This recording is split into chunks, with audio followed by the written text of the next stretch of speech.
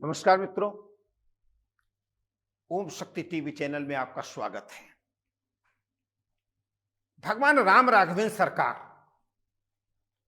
उनके जन्म का हेतु क्या है? बहुत से, लेकिन उनके जन्म का मुख्य हेतु क्या है? क्यों उनको जन्म लेना पड़ा? और वो परमात्मा स्वयं क्यों आता है जन्म लेकर के इस धराधाम पर? त्रेता युग का समय, रावण का अत्याचार, भगवान शिव की प्रार्थना करके दशानन उन्मत्त हो गया और जहां जहां पर विप्र, गाय, वेदध्वनि, हवन, जब जो भी धर्म का कार्य जहां होता उनको बिगाड़ने के लिए शुरू कर देता है। देवता लोग परेशान हो जाते हैं, क्योंकि यज्ञ के धूम से ही, यज्ञ से ही तो देवताओं को भोजन मिलता है। नगर गांव पुर आग लगावें, मनु शत्रुपा ने तपस्या की। सबसे मुख्य कारण क्या है? मनु और शत्रुपा। भगवान प्रकट हुए, भगवान विष्णु, उन्होंने कहा क्या चाहिए? उन्होंने कहा चाहूं तुम्हें समान सुत प्रभूषण कमन दुराव। तुम्हारे समान पुत्र चाहिए। उन्होंने कहा मेरे समान तो कोई हो नहीं सकता है। वही मनु और शत्रुपा राजा दशरथ और कौशल्या, ते दशरथ कौशल्या रूपा। लेकिन उनकी घोषणा क्या है भगवान की? यदा यदा ही धर्मस्य, द्वापर में भगवान कृष्ण ने कहा और त्रेता में भगवान की घोषणा क्या है?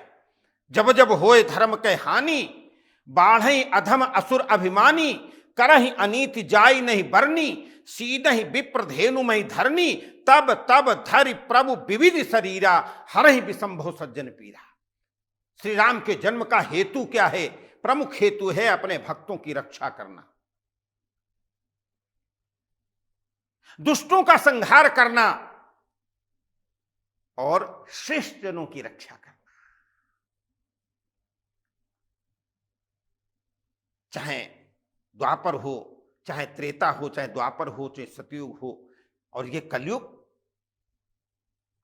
अभी तो कलयुग का प्रथम चरण चल रहा है। पर आज भगवान भक्त प्रहलाद की रक्षा की, नरसिंह भगवान ने स्वरूप धारण किया, शुक्रावतार धारण करके भगवान के पृथ्वी को लेकर के आए। कच्छपा अवतार करके मंदराचल पर्वत, जब समुद्र मंथन हो रहा था तब मंदराचल पर्वत को उठाया। मत्स्यावतार बन करके सप्त ऋषियों की रक्षा की। इसी प्रकार रावण के दुर्दांत जो था, आतंकवादी था, जिसको राक्षस कहते हैं, उससे रक्षा करने के लिए जब सब लोगों ने, देवताओं ने मिलकर के प्रार्थना की तो भगवान को आना पड़ा। मनु शत्रुपा का तपस्या, उन्होंने वरदान मांगा।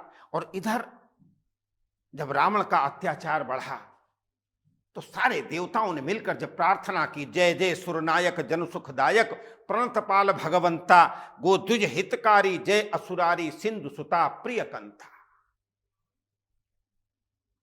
राम जन्म के हेतु अनेका, बहुत से हेतु हो सकते हैं, लेकिन प्रथम हेतु जो है वो केवल यही है, मनु शत्रुपा को तपस्या का वरदान देना। और इसके बाद में रावण के त्रास से दुखी होकर के जब देवता भगवान को प्रसन्न करने के लिए प्रार्थना करते, जय जय सुरनायक जन सुखदायक, प्रणत पाल भगवंता, गोद्विज हितकारी, जय असुरारी, सिंधु सुता प्रिय कंता। तब आकाशवाणी होती है। मनु शत्रुपा ने तपस्या की, उनको मैंने वरदान दिया हुआ है, ते दशरथ कौशल्या रूपा।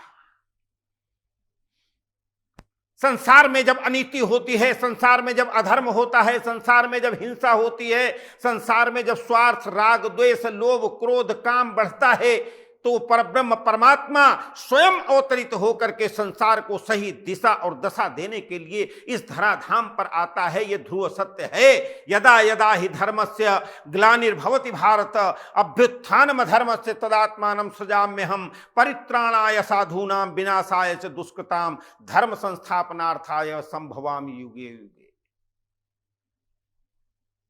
तो परमात्मा चाहे राम के रूप में आए, चाहे कृष्ण के रूप में आए, चाहे अंशावतार परशुराम के रूप में आए, और चाहे तो कच्छपावतार, मत्स्य अवतार, चाहे तो नरसिंह अवतार, ये सब क्यों हुए? अगर हम प्रार्थना करें परमात्मा की, प्रसन्न होते हैं भगवान। आपके हृदय में जन्म लेना है।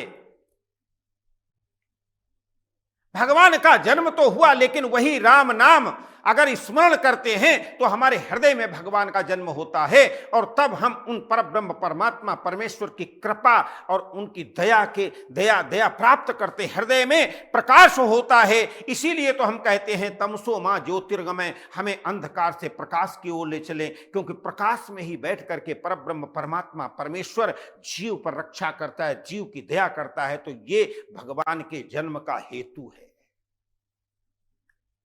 और इसी प्रकार से समस्त संसार की रक्षा करता है।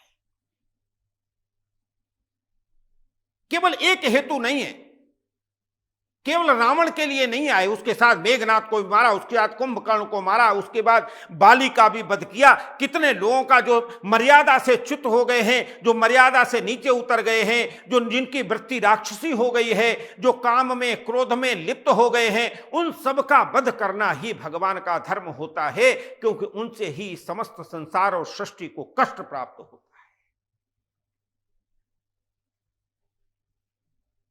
तो जीवन में राम का जन्म तो हुआ, भय प्रकट कृपाला दीन दयाला कौशल्या हितकारी, भगवान का जन्म हुआ,